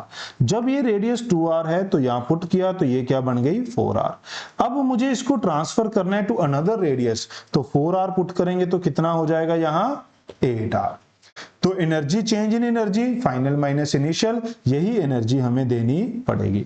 What are the change in kinetic बेटा? जितनी टोटल एनर्जी चेंज होगी उतनी ही काइनेटिक एनर्जी चेंज होगी बेटा, क्योंकि मैग्नीट्यूड सेम होता है। पोटेंशियल एनर्जी इसका डबल होती है, तो सीधा सीधा आप क्या कर सकते थे? 2 टाइम कर सकते थे। ठीक है, तो यहां देखिए बेटा, 2026 जेई मेन जनवरी अटेम्प्ट बेटा। Initially a satellite in a circular orbit of this satellite can be move to circular orbit this by supplying this energy. अब इसको कैसे सॉल्व करेंगे? वही बेटा, इनिशियल एनर्जी हमारे पास कितनी है? इनिशियल एनर्जी हमारे पास कितनी है बेटा? ये हमारे पास है -gmm/2। इनिशियल ऑर्बिट था 1.5r, तो ये हमारे पास आ गई gmm/3r। फाइनल एनर्जी कितनी है बेटा? ये आएगी gmm/2 × 3r, तो ये आ जाएगा -gmm/6r। अब जब आप इनिशियल एनर्जी को कुछ एनर्जी सप्लाई कर दोगे तो वो फाइनल एनर्जी बन जाएगी। इसलिए एनर्जी सप्लाई किसके बराबर है? Final minus initial. तो क्या कॉमन आ जाएगा? gmm/r। अंदर क्या बचा? -1/6, ये -1/3 बेटा। वैल्यू पुट कर देंगे बेटा। तो क्या पुट करेंगे? अब थोड़ा स्मार्टली पुट करेंगे बेटा। gm/r को क्या लिख लोगे? g × r। g कितना है? 10। ये कितना दे रखा है? 10⁻⁶। मास m कितना है बेटा? 100। यहां पर एलसीएम ले लो, 6 -1 + 2 बेटा। ये 6 से 6 कट गया बेटा, तो क्या आ जाएगा? 10⁹। क्या आ जाएगा बेटा यहां पर? 10⁹, यानी कि ये हमारे पास आ गया 1000 × 10⁶। हमें किस फॉर्मेट में चाहिए था बेटा? अल्फा × 10⁶ बेटा। तो अल्फा की वैल्यू यहां क्या आ जाएगी? 1000 आ जाएगी। ठीक है, तो मैंने आपको ये क्वेश्चन क्यों सॉल्व करके दिखाया अपनी तरफ से कि आपको इसकी वैल्यू थोड़ा स्मार्टली भी यूज कर सकते हैं। ठीक है, GM/R को आप क्या लिख लोगे, GR। ओके, आगे बढ़ते हैं बेटा। ये तो रिलेशन ही आ गया सीधा सीधा बेटा। Kinetic energy of a planet क्या होती है बेटा, प्लस में Gmm/2a, तो ये सेकंड आ गया। ग्रेविटेशनल पोटेंशियल एनर्जी बेटा ये क्या होती है, -Gm/a। Total mechanical energy minus में Gm/2a। एस्केप एनर्जी बेटा, एस्केप एनर्जी हमारे पास कितनी होगी, एस्केप एनर्जी अगर आप देखोगे तो वही ½ mv, v क्या है, v का स्क्वायर 2Gm/r बेटा, ये कट जाएगा तो ये क्या बचेगा, Gmm/r आना चाहिए था यहां पर। अच्छा ये लिखा हुआ है बेटा for a unit mass, m की वैल्यू 1 पुट कर दो तो क्या बन जाएगा, थर्ड। समझे, 2143 फर्स्ट ऑप्शन बेटा। ओके, नेक्स्ट क्वेश्चन देखिए बेटा, जबरदस्त क्वेश्चन है। क्या कह रहा है, नीट का क्वेश्चन है बेटा 2024 का। क्या कह रहा है, इसके ऊपर भी जेईई मेन में भी क्वेश्चन थे, मैंने यही पिक किया बेटा। क्यों पिक किया, इसका एक कारण है। हमने पीछे ये क्वेश्चन देखा कि अगर एक ऑर्बिट से दूसरे ऑर्बिट शिफ्ट करना है तो कितनी एनर्जी सप्लाई करनी पड़ेगी। यहां ये कहता है minimum energy required to launch a satellite from earth surface. Earth surface से एक सैटेलाइट को लॉन्च करना है बेटा। तो अब ये सैटेलाइट घूम नहीं रहा, इसके पास स्पीड होगी, इसके पास एनर्जी होगी। जब ये ऊपर जाएगा तो and radius R in circular orbit, circular orbit में सेट करना है, तब ये ऐसे घूम रहा होगा बेटा। तो इसकी जो इनिशियल एनर्जी है उसमें energy supplied equal to final. Initial energy जो यहां पर लोगे बेटा वो सिर्फ और सिर्फ कौन सी लोगे, पोटेंशियल एनर्जी बेटा। ये कौन सी है बेटा, ओनली पोटेंशियल। अब ये जो सप्लाई है, ये काइनेटिक एनर्जी जो होती है, ये हमारे पास क्या होती है बेटा, supply in form of kinetic energy. ये हमारे पास सैटेलाइट पड़ा था, मैं इसको धक्का दे रहा हूं, तो मैं इसको एनर्जी कैसे दूंगा बेटा, धक्का देके छोड़ दिया तो मैंने इसको काइनेटिक एनर्जी तो सप्लाई करी, तो ये काइनेटिक एनर्जी क्या होती है, सप्लाई। फाइनल एनर्जी जब ये एक ऑर्बिट में सेट हो जाएगा, divide by 2 into small R. Small R क्या होगा बेटा हमारे पास, r प्लस एच। एच कितना है, मैंने क्या बताया था, एल्टीट्यूड क्या होता है बेटा, एल्टीट्यूड हमारे पास h होता है, तो ये हो गया r प्लस 2r। क्या ये समझ रहे हैं, ES हमारे पास यहां है, ये इधर क्या है बेटा, -Gmm/6r, ये उधर जाके प्लस हो जाएगा बेटा। तो ये हमें समझना है बेटा, अगर अर्थ सरफेस से हम इसको लॉन्च करेंगे तो इनिशियल एनर्जी यहां क्या आएगी बेटा, ये वाली। तो ये हमारे पास 6 सेल्सियम हो गया, तो ऊपर बच गया 5/Gmm/r बेटा। तो क्या आंसर बन जाएगा, कौन सी ऑप्शन है देख रहे हैं, 5/6, first option is the right answer बच्चों। क्लियर है। नेक्स्ट क्वेश्चन क्या कहता है, a satellite is moving around earth in a orbit very close to earth surface, time period depends on the density of earth बेटा। Yes, time period बेटा किस पे depend करता है, जब very close to earth surface है तो G/m, तो जो m/r³ है ये किस पे डिपेंड करता है बेटा, डेंसिटी पे। ठीक है, टाइम पीरियड ऑफ रेवोल्यूशन ये हमारे पास यही होता है बेटा। यस, कैसे बेटा, इसको क्या लिख दो, 2π√r/g। क्यों, क्योंकि g किसके बराबर है, Gm/r² के बेटा। तब when it is very close to earth surface, ये भी करेक्ट हो गया। तो दोनों क्या है, ट्रू स्टेटमेंट्स हो जाएंगे बेटा। नेक्स्ट है हमारे पास नीट 2025 का ये क्वेश्चन बेटा। क्या कहता है, देखिए जो 2-3 क्वेश्चन इसमें से आए थे बेटा ग्रेविटेशन में, इतने लेंथी पेपर होने के बावजूद भी इनके क्वेश्चन थोड़े ठीक थे। क्या कह रहा है बेटा, दो radius of Martian orbit, Martian बेटा orbit around the sun is about 4 times the radius of Mercury orbit बेटा।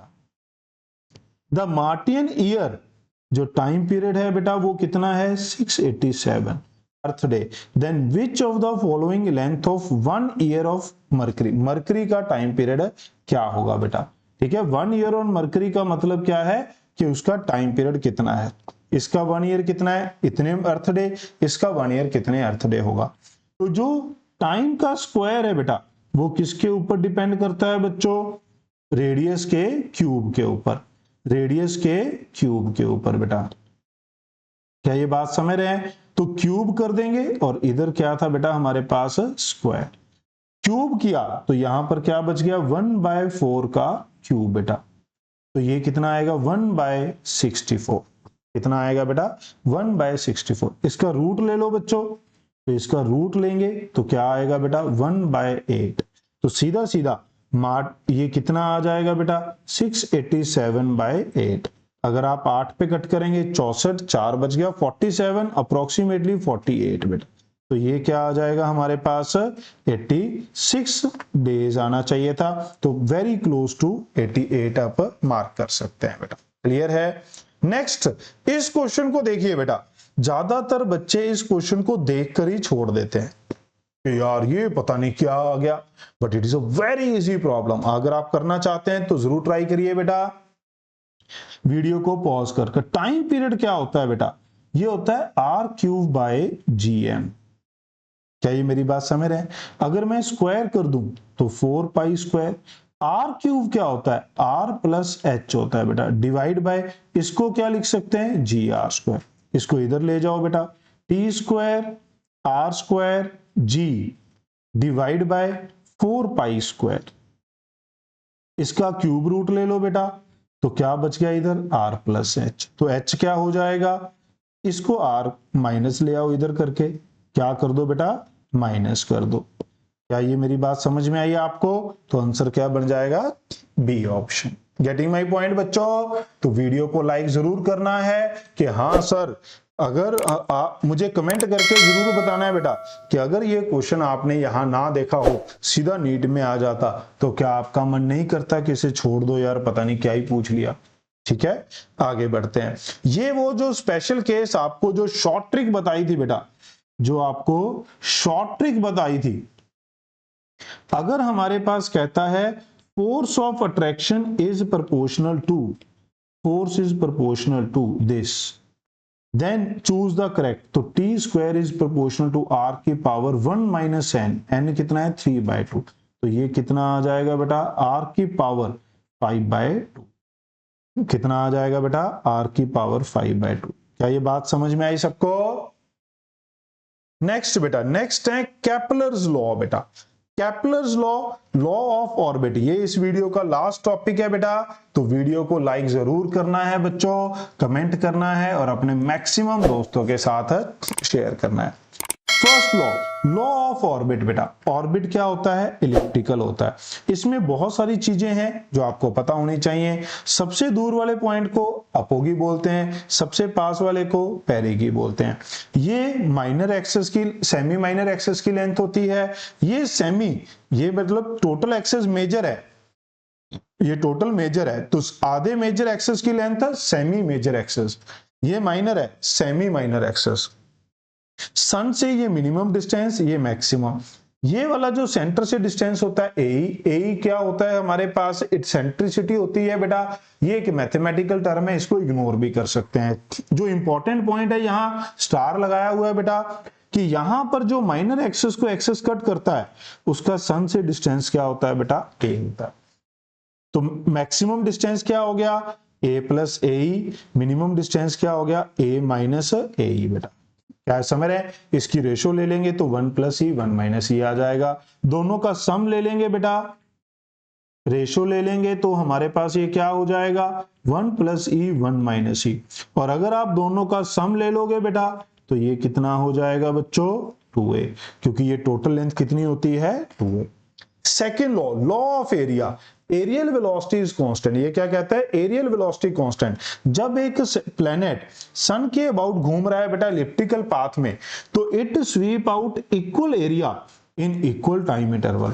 तो ए से बी अगर टाइम बराबर है तो, और सी से डी के टाइम बराबर है, तो एरिया क्या होगा बेटा, ये दोनों एरियाज क्या होंगे बराबर। समझे बेटा? एरियल वेलोसिटी का जो रिलेशन है एंगुलर मोमेंटम के साथ, ये भी याद रखना है बेटा, L is angular momentum. This law is based on law of conservation of angular momentum. ये जो लॉ है बेटा, ये कंजर्वेशन ऑफ एंगुलर मोमेंटम के ऊपर डिपेंड करता है, ये हमारे पास पता होना चाहिए। क्यों? क्योंकि जो L है, जो फोर्स है वो सेंट्रल फोर्स है बेटा, as force is a central force. क्या है बेटा? सेंट्रल फोर्स है। सेंट्रल फोर्स है तो वो सेंटर की तरफ लगेगी, इसलिए टॉर्क जीरो होगा। टॉर्क जीरो होगा तो एंगुलर मोमेंटम कांस्टेंट, तो एरियल वेलोसिटी क्या हो जाएगी बेटा? कांस्टेंट हो जाएगी। एंगुलर मोमेंटम अगर आप लिखेंगे बेटा इन पेरिगी पे एंड अपोगी पे, तो पेरिगी एंड अपोगी ये इन पे जो वेलोसिटी है वो एक्सिस के परपेंडिकुलर है। तो m1 mv1 r1 mv2 r2 बेटा। r1 मैक्सिमम तो v1 मिनिमम, ये हमारे पास क्या होती है बेटा? मिनिमम। और ये हमारे पास क्या होती है बच्चों? मैक्सिमम।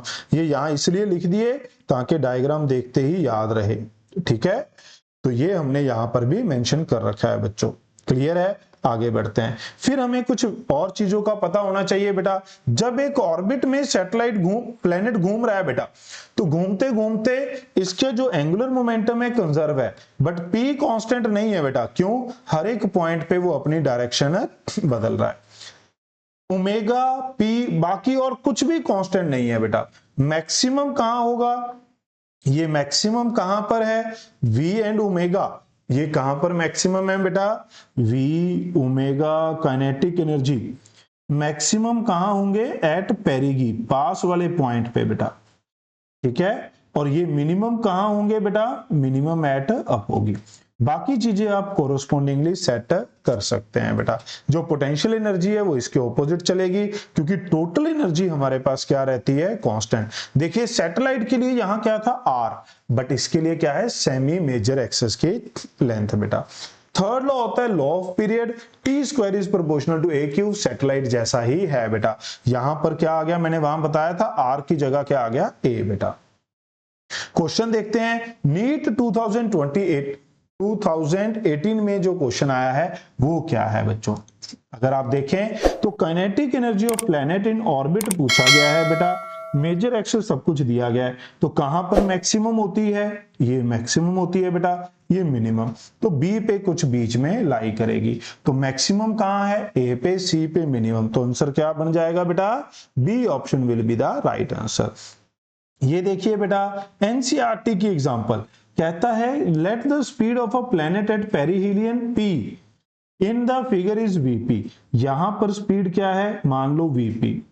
यहां पर स्पीड क्या है? मान लो va। कोऑर्डिनेट भी दे रखे हैं। Corresponding will the planet take equal time to travel. कहता b से BAC, उल्टी डायरेक्शन बना दी मैंने। ये प्लैनेट ऐसे जा रहा है, B से A से पास होता हुआ C तक जाने में क्या सेम टाइम लगेगा जो यहां पर C से P से होते हुए B तक जाने में लगेगा? CPB BAC, क्या ये सेम टाइम होगा बेटा?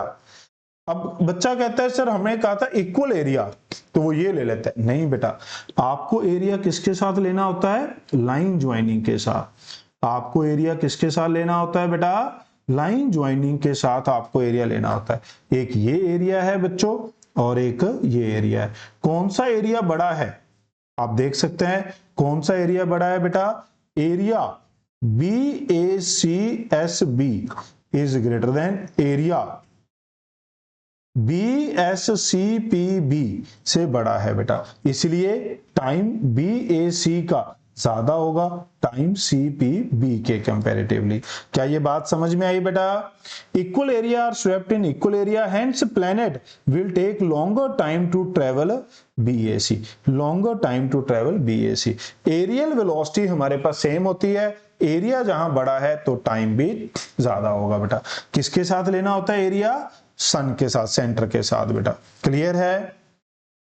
नेक्स्ट बच्चों ये क्या कह रहा है? अगर आप ध्यान से देखें बेटा, every planet revolve around the sun in an elliptical orbit. Every planet revolve around the sun in elliptical orbit. Force acting on the planet is inversely proportional to square of the distance. बेटा correct हो गया। Force is proportional to 1/r square. Force acting on the planet is inversely proportional to product of mass of the planet and the sun। Inversely नहीं होता बेटा, directly होता है। क्या होता है बेटा? डायरेक्टली। ये इनवर्स की वजह से गलत हो गया बेटा। Centripetal force acting on the planet is directed away from the sun. भाई सेंट्रीपिटल बोल दी तो अवे कैसे होगा, टूवर्ड होगा ना बेटा, टूवर्ड होना चाहिए था। Square of time period of revolution of planet around the sun is directly proportional to cube बेटा ऑफ सेमी मेजर एक्सेस। ये करेक्ट हो गया। तो क्या करेक्ट हो गया, ए एंड डी बच्चों। क्लियर है। नेक्स्ट क्वेश्चन देखिए बेटा, choose the incorrect statement, choose the incorrect statement. बेटा ध्यान देना है बच्चों, ये थ्योरेटिकल क्वेश्चन मैंने इसलिए उठाए हैं सो दैट आप केपलर्स के लॉ को समझ पाएं। Speed of satellite in a given circular orbit remain constant. Circular orbit में, सर्कुलर में यस, इलिप्टिकल में no. For a planet revolving around the sun in elliptical orbit total energy remain constant. Yes, कितनी थी, -gmm/2a। बेटा क्या ये बात समझ में आई बेटा, यहां तक सबको समझ आ रहा है ना। When a body falls toward earth बच्चों, the displacement of the earth toward the body is negligible. Yes, क्योंकि अर्थ का मास बहुत बड़ा है तो सेंटर ऑफ मास शिफ्ट नहीं होगा। Linear speed of the planet revolving around the sun remain constant. No, planet revolving around sun by default path taken is a elliptical, path taken is a elliptical। elliptical में speed constant है, नहीं होती, circular में होती है बेटा। तो answer incorrect कौन सा आ जाएगा बेटा, हमें क्या फाइंड करना था, इनकरेक्ट। समझे, ये क्या है, करेक्ट है, ये इनकरेक्ट। Okay yes. नेक्स्ट बेटा 2023 का जबरदस्त क्वेश्चन है एंगुलर मोमेंटम। नीट में अभी तक इस टाइप का क्वेश्चन नहीं आया है बेटा। Angular momentum of satellite is L, इसलिए ये बहुत ज्यादा इंपॉर्टेंट बन जाता है। When it is revolving in a circular orbit of height h from the earth surface. बेटा अर्थ सरफेस सर्कुलर ऑर्बिट में है बेटा, तो mvr वही रहेगा। If the distance of satellite, L क्या है, mvr, r क्या है, r प्लस h। ठीक है बेटा। If the distance of satellite from the earth centre is increased to 8 times of initial, earth centre से 8 टाइम कर दिया बेटा, इंक्रीज्ड बाय 8 टाइम्स तो 9 टाइम्स हो गया बेटा द मोमेंटम। तो यहां पर हमारे पास r ही यूज कर लेते हैं बेटा, द न्यू एंगुलर मोमेंटम। बेटा अब अगर आप ध्यान से देखें तो बच्चा क्या करेगा, जल्दबाजी में यहां 9 कर देगा, 9 का फैक्टर लगाएगा, जय माता दी। बट बेटा स्पीड, हमें पता है जो स्पीड है वो किस पे डिपेंड करती है बेटा, r पे। तो L is proportional to √r लेना है, इसलिए ये क्वेश्चन पिक किया गया है बेटा कि बहुत सारे बच्चे इसको गलत करते हैं। तो क्या होगा बेटा, L'/L, R'/R। तो ये क्या होगा बेटा, 9r/r, तो L' हो जाएगा 3 टाइम्स। तो ये आंसर क्या आएगा बेटा, डी ऑप्शन। समझे, ऐसा ही है इस वीडियो का ये लास्ट क्वेश्चन है बेटा, फटाफट से इसको सॉल्व करिए, वीडियो को पॉज करिए, सॉल्व करिए बेटा। क्या कह रहा है, 2 planets A and B having masses this move around the sun in circular orbit। यहां प्लेनेट और सन की बात हो रही है बट ऑर्बिट कैसा लिया गया है, सर्कुलर बच्चों। R radius, angular momentum of A and B R दिया, तो रेशियो बेटा, तो रेडियस, पहले रेडियस का रिलेशन निकालना है। अभी अभी हमने देखा mvr, जब आप यहां देखेंगे तो v√gm/r, ये तो मास ऑफ प्लेनेट होता है, हमें किसका मास चाहिए, सॉरी ये तो मास ऑफ सन होता है बेटा, सन और प्लेनेट के केस में सन, प्लेनेट और सैटेलाइट के केस में प्लेनेट जो स्टेशनरी होता है, बट हमें रोटेटिंग का चाहिए, तो L is proportional to m/√r बेटा। क्या ये बात समझ में आ गई सबको यहां पर। अब अगर आप ध्यान से देखें तो जो √r है हमें L की टर्म में चाहिए बेटा, तो ये m/L के प्रोपोर्शनल हो गया, तो r is proportional to m/L का स्क्वायर, तो t square is proportional to r³, तो t इज प्रोपोर्शनल टू बेटा r कितना है, m/L का स्क्वायर, और ये पावर कितनी हो गई बेटा, t is proportional to r³ 3/2, ये 2 से 2 पावर कट गई, तो t is proportional to m/L का क्यूब बेटा। तो पुट कर दीजिए बेटा, TA/TB ये किसके बराबर आएगा, m की m1/m2 L2/L1 का क्यूब बेटा। तो M1/M2 तो ऐसे ही रख लिया, L2 कितना है 3L, ये L बच्चों, क्या ये पता चला सबको? यहां पर क्यूब है बेटा, तो 3 का क्यूब क्या होता है 27 इंटू M1/M2 का क्यूब बेटा। क्या ये बात समझ में आई? कुछ तो गड़बड़ की है, क्या गड़बड़ की है भी, फटाफट से देखिए, चेक करते हैं इसको फटाफट से। मिल गई। यहां पर देखिए बेटा, पिछले क्वेश्चन में हमने √r लगाया था, यहां मैं बताते बताते गड़बड़ कर गया, तो यहां क्या होना, सारा इन्वर्स करना था बेटा। तो क्या हो जाएगा L/M, यहां पर क्या हो जाएगा बच्चों, सब कुछ इन्वर्स करना पड़ेगा, L/M। यहां पर बस इसके नंबर बदल देते हैं बेटा, तो ये आ जाएगा इनवर्स है तो 2/1, ये आ जाएगा L/3L, ये कट गया, तो ये 2/1 और ये कितना बच गया बेटा 1/3 बच गया बेटा। तो ये आ जाएगा, सॉरी लास्ट क्वेश्चन में देखो जाते जाते गड़बड़ हो गई बेटा। तो ये गड़बड़ पेपर में भी हो सकती है, तो आपको बेटा थोड़ा ध्यान से क्वेश्चंस को सॉल्व करना होता है। ऐसी ऑप्शन अवेलेबल थी, मार्क करके आगे बढ़ सकते थे बेटा, बट मेरे को ध्यान में आ रहा था क्योंकि ये क्वेश्चन खास है, इंपॉर्टेंट क्वेश्चन है कि आंसर इसका सी आना था। कई बार बच्चों को भी याद हो जाते हैं ना ऐसे क्वेश्चन, तो मेरे को भी इसका याद हो गया था बेटा। तो उम्मीद करता हूं सभी क्वेश्चन के सॉल्यूशन आपको समझ में आए होंगे बेटा, तो वीडियो को लाइक जरूर करिएगा। इस वीडियो के लिए इतना ही है, थैंक्स फॉर वॉचिंग, जल्द मिलेंगे नेक्स्ट वीडियो में। Remember to like, comment and share.